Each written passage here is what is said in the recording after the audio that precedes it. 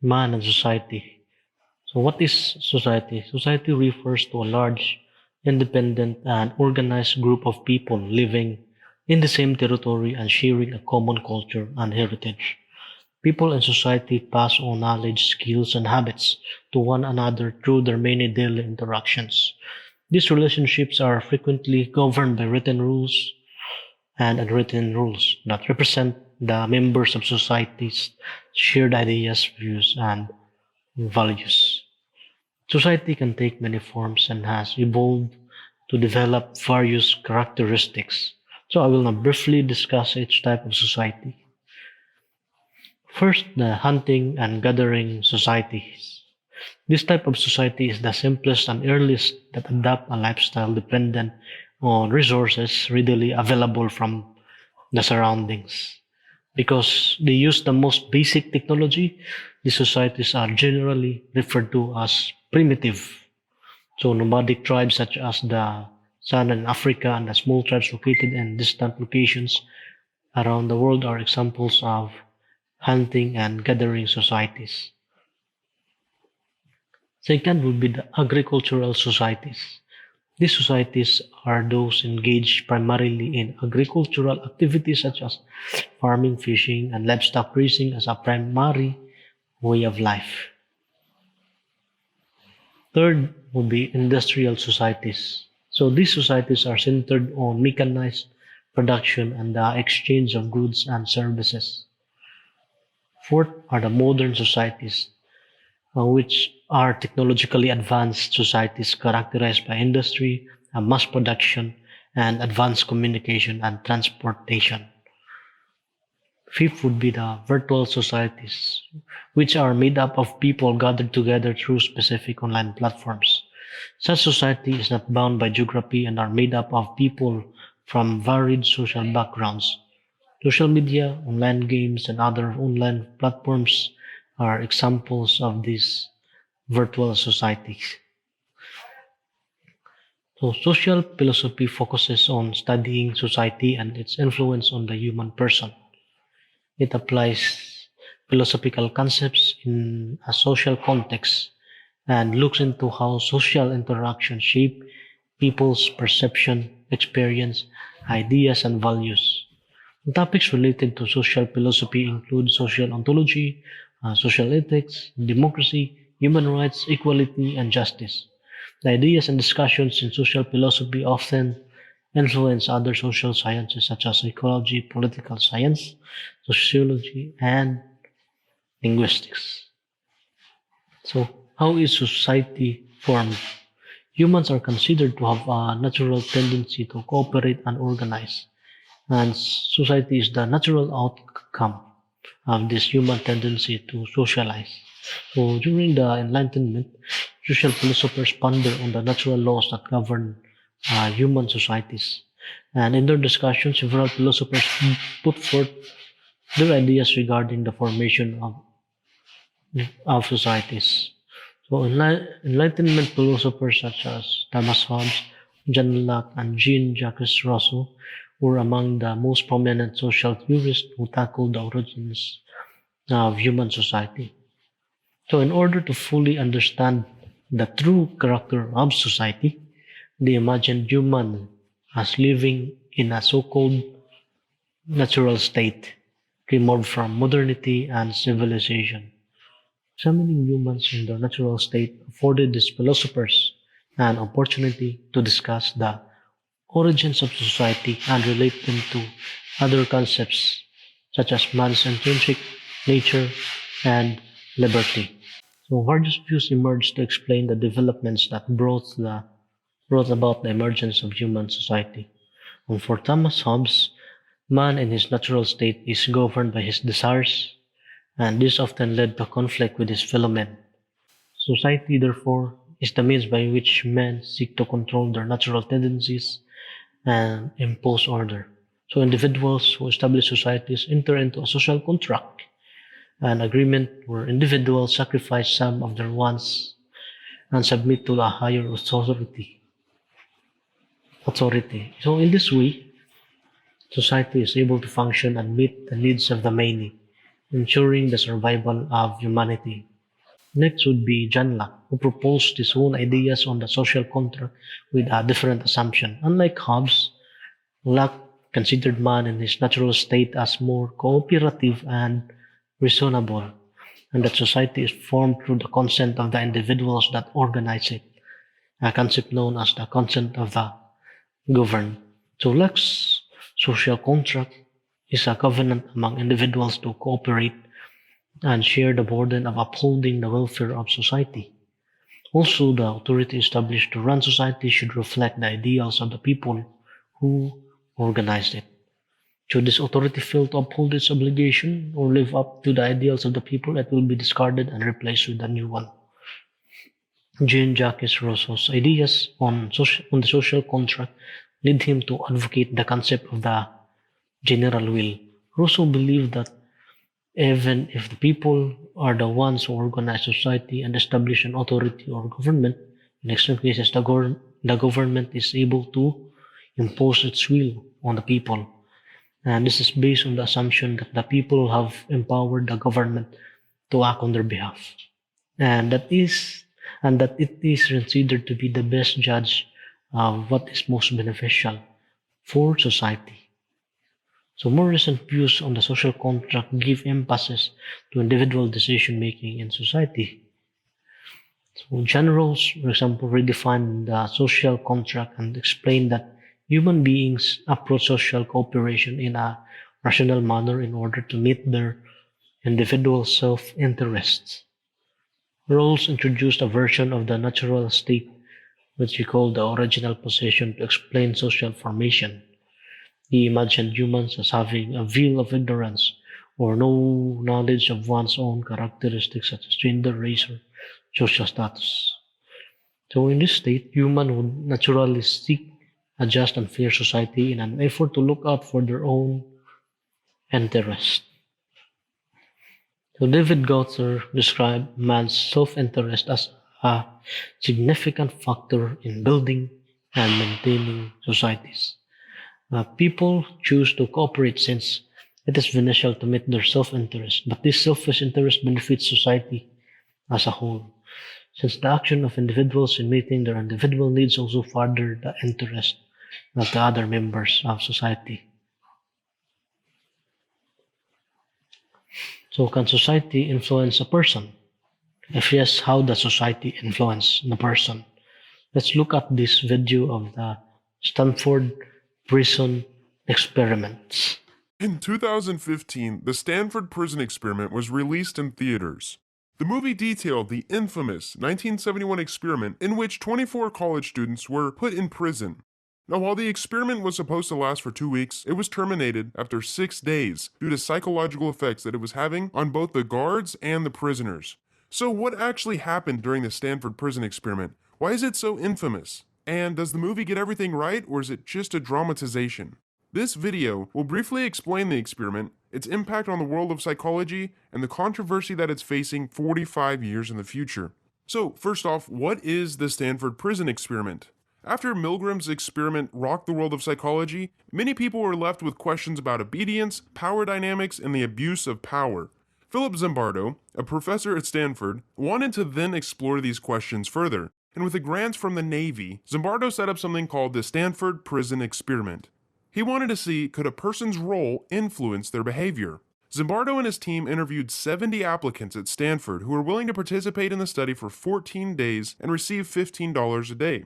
They wanted to make sure that they chose the brightest and the most mentally sound participants, and after narrowing down their applicants to 24, the researchers flipped the coin and assigned the roles.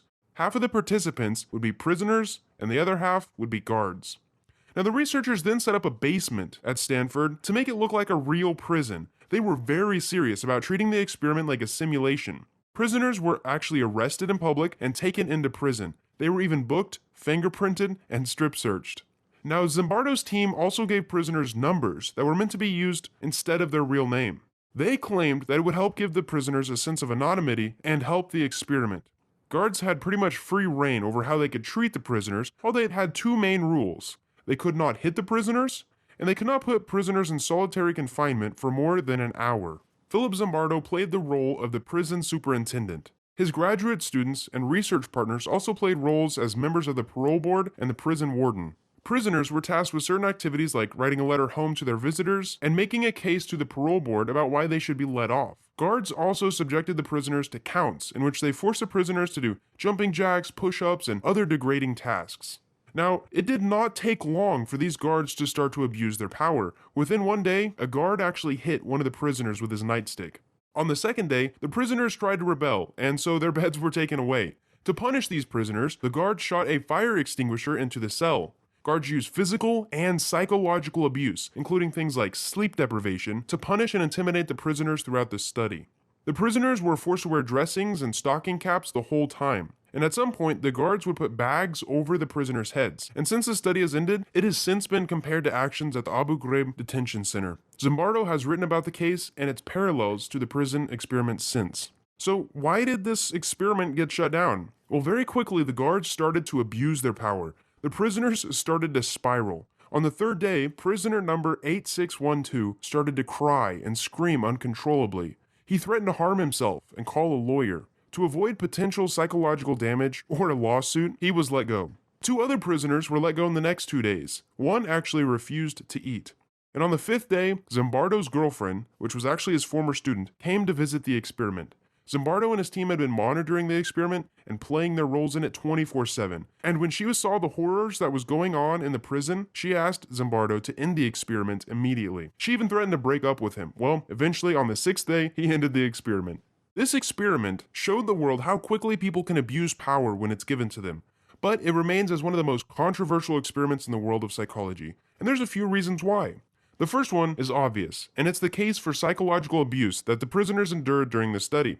Is it ethical to put human subjects through that kind of distress and trauma, so much so that many couldn't even endure the experiment? Now, Zimbardo claims that none of the participants have suffered long-term psychological consequences, but the point still stands. And in more recent years, critics have come forward to say that the results were not as natural as Zimbardo and their team may want you to think. Transcripts and audio recordings from the Stanford prison experiment show that Zimbardo's team coached these guards. They told them to be tough for the sake of the experiment. Even the prisoners may have been faking their responses. Prisoner number 8612, who is most well known for his blood-curdling quote, "I'm burning up inside." He has come forward to say that his time in the Stanford County Jail was more of an improv exercise. Many critics have likened the experiment to a drama rather than a legitimate psychology experiment. Carlo Prescott, the experiment's prison consultant, has also come forward to say that the experiment's more cruel treatments were not naturally thought up and executed by the guards alone. He wrote the following in an op-ed. Ideas such as bags being placed over the heads of prisoners, inmates being bound together with chains, and buckets being used in place of toilets in their cells were all experiences of mine at the old Spanish jail section of San Quentin, and which I dutifully shared with the Stanford Prison Experiment Brain Trust months before the experiment started. To allege that all these carefully tested, psychologically solid, upper-middle-class Caucasian guards dreamed this up on their own is absurd. So you can take that for what you will. But let's talk a little bit about the lasting effect of the Stanford prison experiment. It seems to have raised more questions than it answered. Where should psychologists draw the line when it comes to subjecting participants to distress for science? And how easily can psychologists blur the lines of an experiment versus a simulation or a drama? And if the Stanford prison experiment doesn't exactly answer its original questions about power dynamics and obedience, what similar experiments can? These are just some of the questions that psychologists face today about the experiment.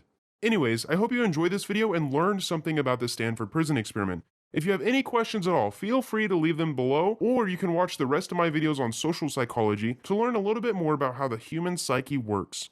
Thanks for watching. Society has a significant influence in almost all aspects of an individual's life.